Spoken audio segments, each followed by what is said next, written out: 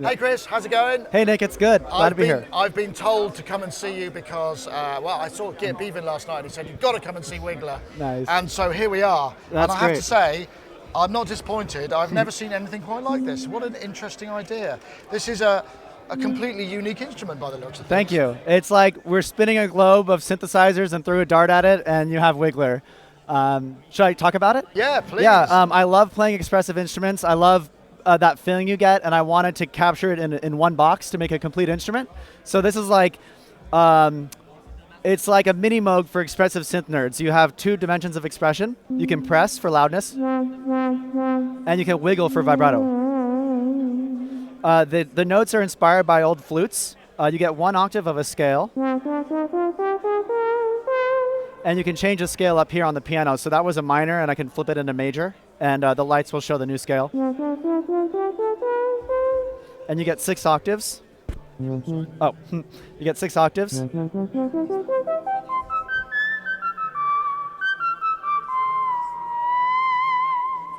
you go. So the idea is you can play melodies with emotion. Yeah. Wow, okay. And is it mono? Is it what's going on with the voicing? Tell me about the voicing. So it's a monosynth. And the sound you've been hearing so far is a sawtooth wave going into a low-pass filter. And that's it. When I press, it opens the filter. Let me drop the octave here. So when I press, it opens the filter. And when I wiggle, it modulates the pitch. And there's also a little bit of an attack decay envelope called strike that just whacks the filter a little bit for your notes to add a little emphasis.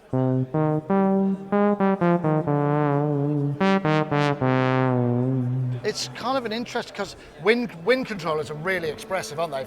Yes. Especially for analog synths. Yeah. So there's a sort of an aspect to that. So Yeah. where did the concept come from? I mean, it just seems like such a Yeah, it started. I got a instrument and I fell in love with it. I really like playing melodies and conveying that emotion.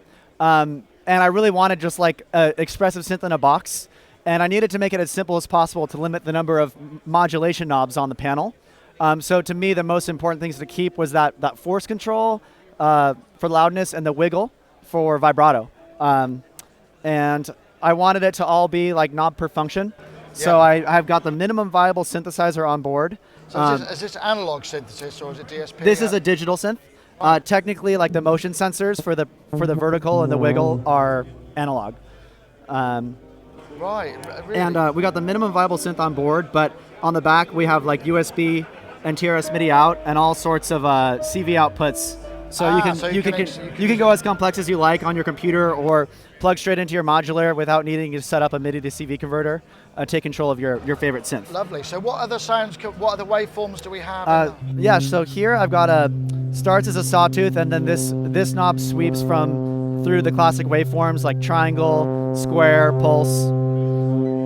And then with this knob, we've got a blend with white noise. So that should be white noise. But I mostly just leave it on the sawtooth wave. So the CV out, I mean, what can you map expressively to the internal voice and what can you send out? So there are 5 CV outs. We've got the traditional ones, which is gate and pitch. And there's also wiggle, press, and the envelope. Right, okay. Yeah.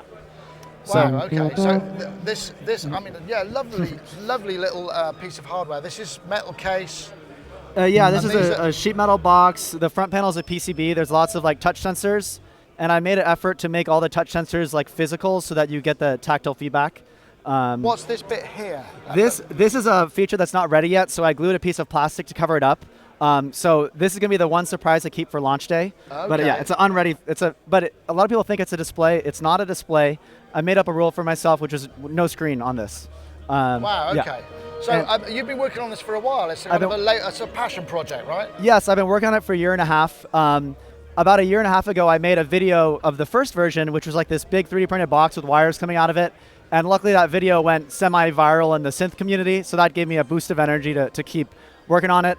Yeah. So when does it appear in the world? When will people be able to? I think best case scenario, it'll be ready by the end of the year. I am going to sell a small number of beta units as like a fundraising program. So if you go to our website, soundwork.shop, you can inquire about that. But really, it'll be ready by the end of the year, best case. And are you going to kickstart it or anything like that? I don't know yet. If I can sell a few beta units as like a fundraising program, then might not need to do a Kickstarter. I might like to just announce it and when it's ready. But we'll see. That's. And have you got any idea of where you're going to fit in terms of pricing? Have you got? I'm definitely want to be under 1,000, hovering around 850, but no guarantees. Right. So was that US or US? Oh, US. US. US. Yeah. Chris, that's amazing. Could I play a few more sounds? Yes, please do. Yeah, I just want to show you how the envelope. If I flip this, the envelope loops and becomes an LFO. And this is the overall speed. And this is like the division between rise and fall. So it can be a decay envelope. It's like a function generator. Exactly, yeah. Inspired by the O-Coast envelope. And if I flip it up here, it becomes an arpeggiator. And every time the envelope triggers, it grabs a new note. And this is pressure to envelope speed modulation. So when I press, it loops faster. So you get kind of a rubato effect.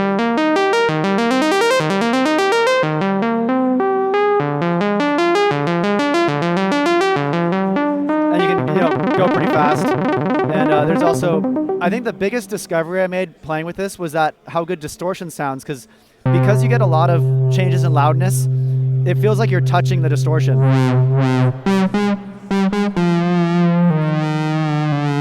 Hopefully the volume's not too loud. No, that's fine.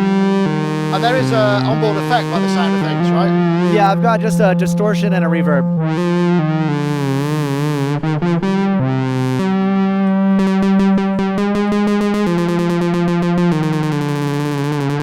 How fast does the looping go? Because can you get it really fast? Right now it's kind of limited in like sub-audio, but maybe we'll make it go to audio rates. I think you should. Maybe have a mode. I think you should do It's that. fun when you press and it becomes gnarly, and then you can un-gnarlyify it by lifting up a bit. So yeah. That's wonderful. Wonderful. Well, I gotta say, I spent like 3 days, or maybe like a whole week, just building these as fast as I could for Superbooth. So this is it, right?